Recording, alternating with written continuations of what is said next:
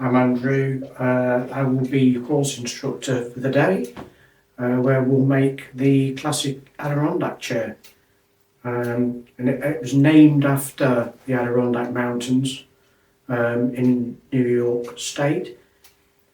The chair itself comes in a variety of different shapes and sizes. This is going to be the specific chair that you'll make.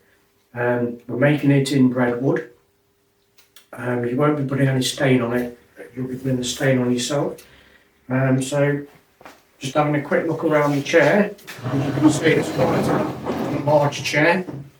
The top, you can have it any shape you want. You can leave after the day and shape this to later stage if you wish. This is just one of the shapes that we do. You'll be using a lot of hand tools, the router. You'll get to use the bandsaw, the planer. You'll be using a lot of screws, so a lot of hand tool work.